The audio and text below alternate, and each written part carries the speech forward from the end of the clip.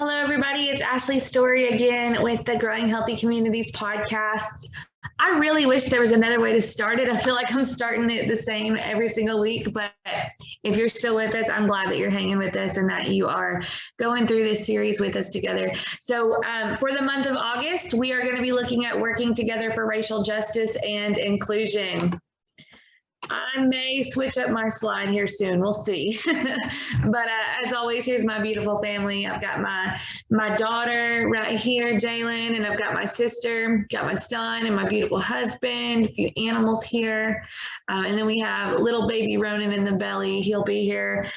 He'll be here this month, actually. So we are excited to bring in another little addition to our family. You can always reach out at ashley.story@arkansasobesity.org with any kinds of questions. And here is the overview for the month. Let's break this down just a little bit further. So working together for racial justice and inclusion. So the topics that we are going to cover over the next couple of weeks. Week 1, we'll be looking at understanding culture and diversity in building communities, as well as building relationships with people from different cultures. Week 2, we're going to talk about strategies and activities for reducing racial prejudice and racism. So changing the mindset and the actions of people.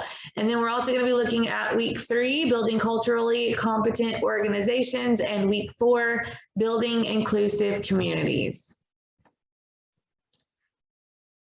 We want to understand people's culture to promote engagement with others and build strong, diverse communities. This is going to be so vital.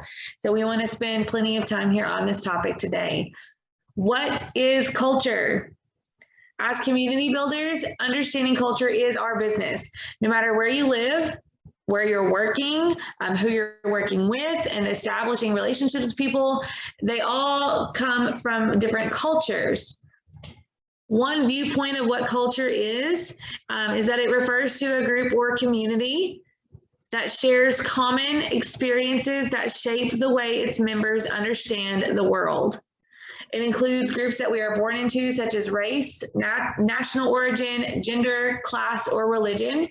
It can also include a group that we join or become a part of. So for example, it's possible to acquire a new culture by moving to a new country or region, by a change in our economic status, or by becoming disabled.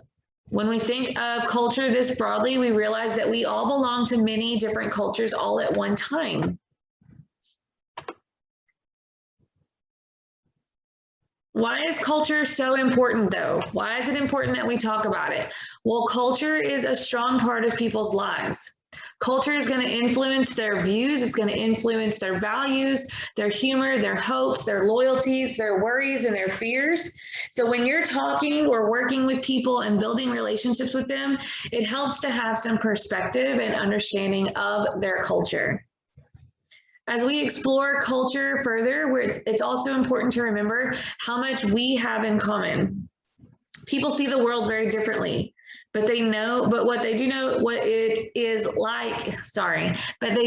it's like to wake up in the morning and look forward to the adventures that the day holds.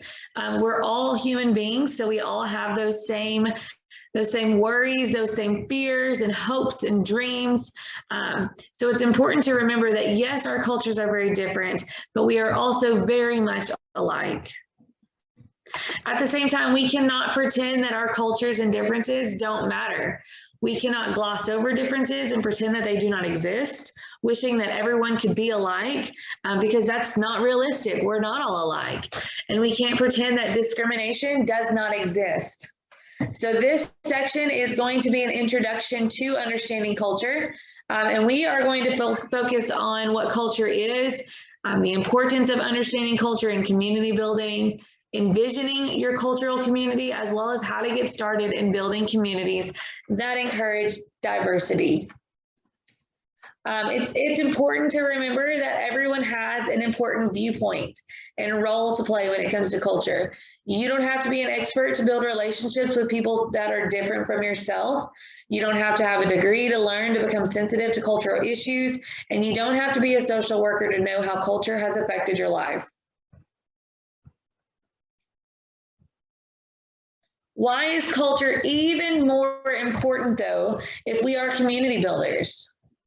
Well, the world is becoming increasingly diverse, and it includes people of many different religions, languages, economic groups, and other cultural groups. It's becoming very clear that in order to build communities that are successful at improving conditions and resolving problems, we have to understand and appreciate the many different cultures that make up that community, as well as establish relationships with people from cultures that are different than our own.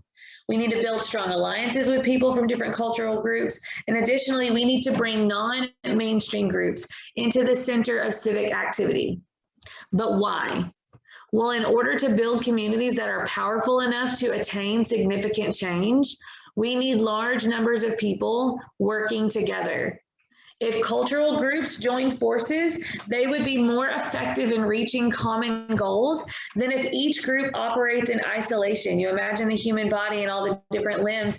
Whenever they work together, they can accomplish all of the things. Also, each cultural group has unique strengths and perspectives that the larger community can benefit from. We need a wide range of ideas and customs and wisdom to solve problems and enrich community life. So by bringing those non-mainstream groups into the center of activity, it can provide fresh perspective and maybe even shed some new light on some tough problems. Also, understanding cultures is going to help us overcome and prevent racial and ethnic divisions. Racial and ethnic divisions, it's a direct result of misunderstandings, of loss of opportunities, and sometimes violence. Racial and ethnic conflicts drain the community of financial and human resources. They distract cultural groups from resolving key issues that they have in common, and it's just no fun. People from different cultures also have to be included in decision-making processes in order for programs or policies to be effective. The people that are affected by a decision have to be involved in formulating solutions. It's a basic democratic principle. Without the input and support of all the groups involved, decision-making and implementation and follow-through are much less likely to occur. Also, an appreciation of cultural diversity goes hand in hand with a just and equitable society. So, for example, research has shown that when students' cultures are understood and appreciated by teachers, the students actually do better in school. Students feel more accepted, they feel a part of the school community, and they work harder to achieve, and they are more successful overall. And then finally, if we don't learn about the influences that cultural groups have had on our mainstream history and culture, then we are all missing out on an accurate view of our society and our communities. As you think about diversity, it may be helpful to envision the kind of cultural community that you want to build.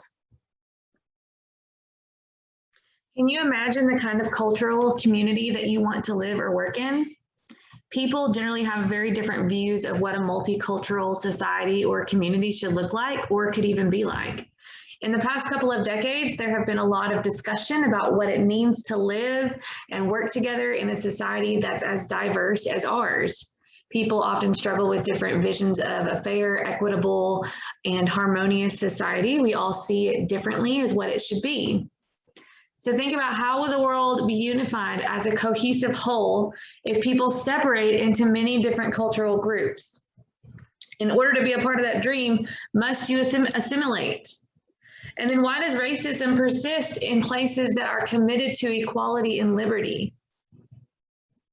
How can you or I protect my children from the harmful influences in the larger culture? How can you instill in your children morals and values of your own religion and culture, but still expose them to a variety of different views?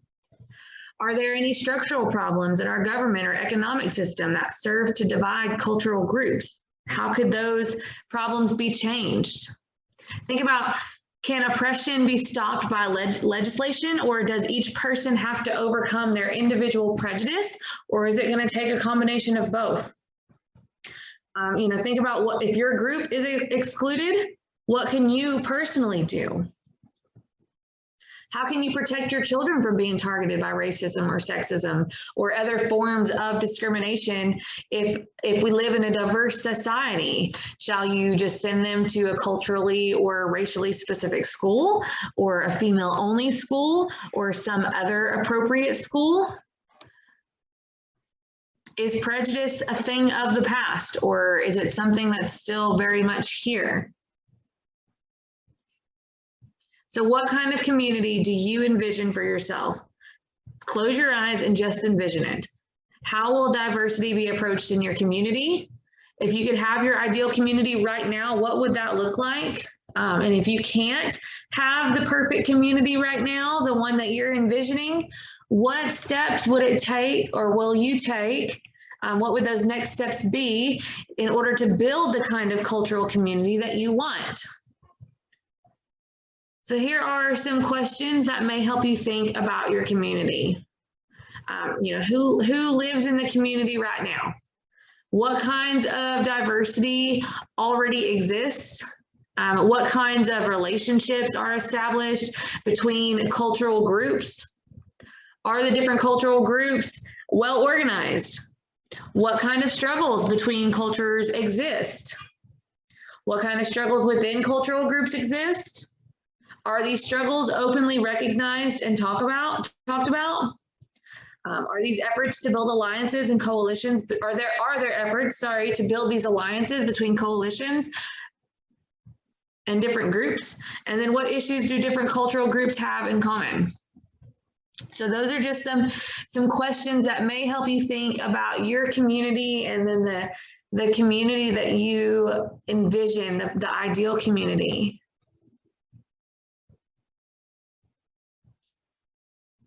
So here are some helpful tips to start building a diverse community. We want to talk about some very helpful and practical tips. And so you may be sitting here asking yourself, how do we even get started on this journey?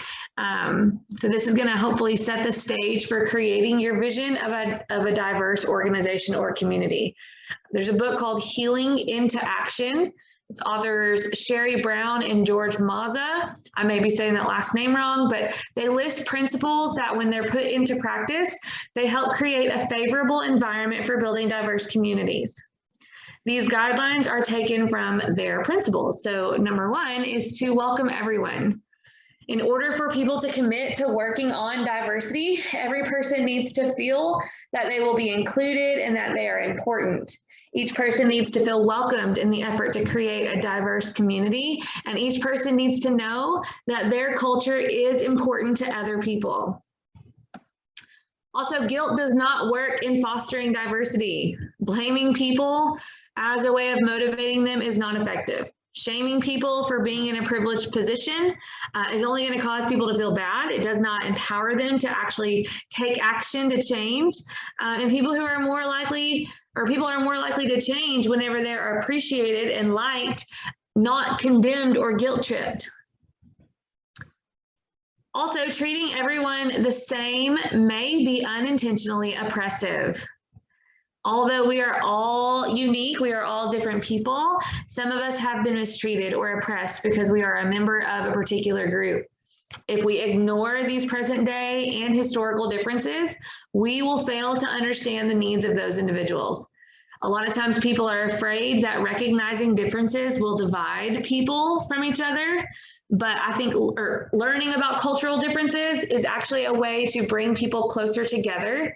It can reveal important parts of each other's lives. It can show us how much we have in common as human beings. It just gives us an overall better understanding of each other. Also, people can take on tough issues more readily whenever the issues are presented with a spirit of hope. We are so often bombarded with newspapers and TV reports and just the news of doom and gloom all the time around us. People have a hard time functioning at all whenever they feel like there is no hope for change. Whenever you present diversity issues, you can say things like, this is an excellent opportunity to build on the strengths that this organization has, or there is no reason why we can't solve this problem together. So present with a spirit of hope. Also, building a team around us is going to be the most effective way of creating institutional and community change around diversity issues. You will be more effective if you have a group of people surrounding you that works together closely. People often try to go at this work alone, but we can lose sight of our goals and then we become discouraged whenever we're operating solo. But whenever we have surrounded ourselves with strong, like-minded people with good relationships, then we can work together as a group. And then finally, recognize and work with the diversity already present in what appear to be homogeneous groups. So in working to combat racism and other forms of oppression, many people become discouraged when they are unable to create a diverse group.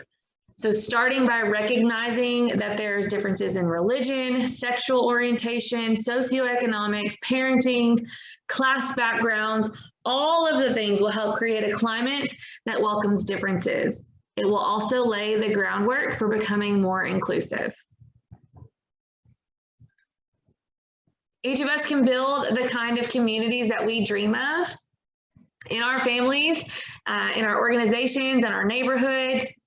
We can insist that we will not remain isolated from those who are different from us. We can transform our neighborhoods and our institutions and governments into equitable, non-oppressive, and diverse communities. Now we're going to look at building relationships with people from different cultures. It's important to learn how to understand cultures and build relationships with people from other cultures. Relationships are a very powerful thing. We've said that a few different times. Surrounding yourself with those like-minded, strong people, building those relationships. Our one-to-one connections with each other are the foundation for change. And building relationships with people from different cultures, often many different cultures, is going to be the key in building diverse communities that are powerful enough to achieve significant goals.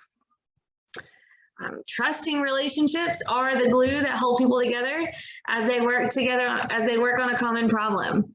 As we work on challenging problems, it's important to have to hang in there and have people that'll hang in there when things get hard. They will have to support each other to stay with an effort, even when it feels discouraging. You're going to have to do some iron sharpening iron here. People will have to resist the efforts of those who use divide and conquer techniques, or pitting one cultural group against another. All of us is like the hub on a wheel. You think about the hub on a wheel. Each one of us can build relationships and friendships around ourselves that provide us with the necessary strength to achieve community goals. If each person built a network of diverse and strong relationships, we could all come together and solve problems that we have in common. So in this piece, we are going to talk about becoming aware of your own culture as a first step in learning about other people's cultures. And then we're going to discuss building relationships with people from many different cultures. So how do you learn about other people's culture? Well, first, you're going to start becoming aware of your own culture. And that may seem odd that in order to learn about people in other cultures, we have to start by becoming more aware of our own. But we believe that this is true. If you haven't had a chance to understand how your culture has affected you firsthand, it's more difficult to understand how it can affect anyone else or why it might be important to them. So if you're comfortable talking about your own culture, then you'll be better at listening to others talk about theirs. Also, if you understand how discrimination has affected you, then you may be more aware of how it has affected others. So what is your culture? Do you have more than one culture? What is your cultural background? All right, so there's this little exercise here, and this is going to help you think about your identities and cultures, and then also think about how have these different cultures and identities affected your life. So take a mental snapshot or screenshot this slide. I can also probably have it attached somewhere on the website nearby, so that way you can pull it back up later. But list out all the cultures and identities that you have. Now, this below is just going to be a list of suggestions to get you started. Please feel free to add to it. Add as many as you can think of that describe you. So what is your religion, your nationality? What race are you? What sexual identity are you? What ethnicity, occupation, marital status, age, geographic location? Also think about, are you a male, female? Are you disabled, from a rural or urban area? Are you a parent or a student? And then have you ever been in the military? Or have you ever been in prison? Are you wealthy or poor? Are you considered middle or working class or upper class? So whatever it is that you belong to, think of all the different cultures and identities that you have, and then list them out. So how do you build relationships with people from other cultures? So it's important to make a conscious decision to establish friendships with people from other cultures. Making a decision is the first step. In order to build relationships with people that are different from yourself, you're going to have to make an effort to do so. There are societal forces that serve to separate us all from each other. People from different economic groups and religions, ethnic groups, and races are often isolated from each other. If you think about schools and jobs and neighborhoods. So if we want things to be different, we have to take the active steps to make them different. You could join a sports team or a club or become active in an organization. You could choose a job or move to a neighborhood that puts you in contact with people of cultures that are different than your own. Be intentional. And then once you've made that decision to make friends with people different than yourself, you can go ahead and make friends with them in much the same way that you would as with anyone else. You may need to take more time. You may need to be more persistent. You may need to reach out more often and take the initiative more than you're used to, but it can be done. Be intentional about it. Also, put yourself in situations where you meet people of other cultures, especially if you've not had the experience of being a minority. Take that risk. At these events, it's important to participate, but make sure that you do not become the center of the event in order to lift up the voices and actions of the people leading the event. Also, examine your biases about people from other culture. We all carry misinformation and stereotypes about people in different cultures, especially when we're young. We acquire this information in bits and pieces from TV or just from listening to people talk around us and from the culture at large. We are not bad people because we've acquired this, but no one has requested to be misinformed. But in order to build those relationships with people of different cultures, we have to become aware of the misinformation that we have acquired along the way. An excellent way to become aware of your own stereotypes is to pick groups that you generalize about and write down your opinions. Once you have, examine the thoughts that came to your mind and then think about where they came from. Where did they originate from? Another way is to become aware of your of stereotypes is to talk about them with other people who have a similar culture to your own. In these settings, you can talk about the misinformation that you've acquired without being offensive to people from a particular group. You don't have to worry about saying the correct things. You're just trying to get it out there first. You can get together with a friend or two and talk about how you've acquired these stereotypes or fears of other different people. And then you can start to answer these kinds of questions. How did your parents feel about different ethnic, racial, or religious groups? What did your parents communicate to you with their actions and words? Were your parents friends with people from many different groups? What did you learn in school about a particular group? Was there maybe a lack of information about some group of people? And then are there some people that you just shy away from? And then think about why. Why would you just shy away from them? Another important way to build relationships with people from other cultures is to simply ask people questions. Ask about cultures and customs and views. People, for the most part, want to be asked questions about their lives and their culture. A lot of us were told that asking questions was being nosy, but if we are thoughtful, asking questions can help you learn about different people and different cultures and help to build relationships. People are usually pleasantly surprised when others show interest in their culture. And if you're sincere and you can listen, people will tell you a lot. Also, read about other people's cultures and histories. Pick up a book. It's going to help you tremendously to read and learn about different cultures and histories. If you know something about the reality of someone's life and history, it shows that you care enough to take the time to find out about it. It's also going to give you background information that will make it easier to ask questions that make sense. However, if you don't have to be an expert on someone else's culture to get to know them or to ask questions. So don't feel like you have to pick up the book in order to start building those relationships. It's just another way to build those relationships and further your knowledge.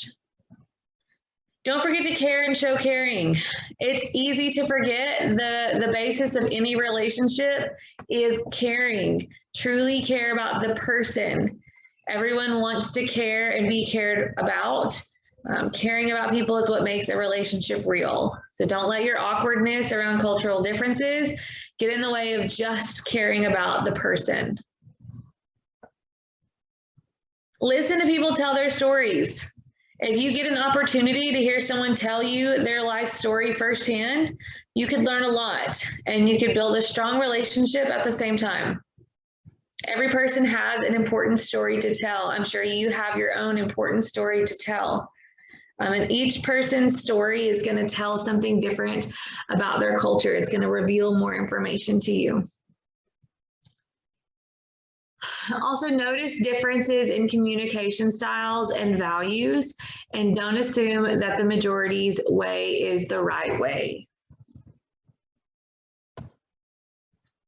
You're going to have to risk making mistakes and learn to be an ally.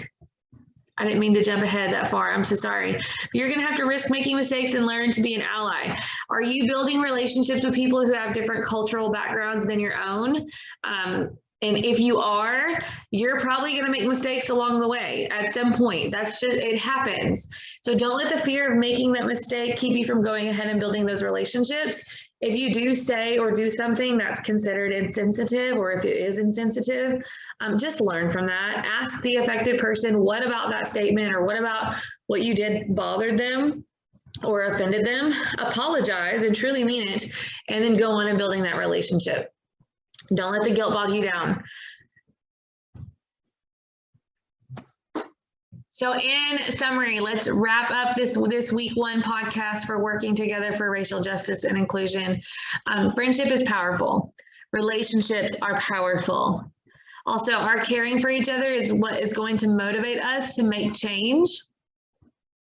Establishing connections with people from diverse backgrounds can be the key to making significant changes in our communities.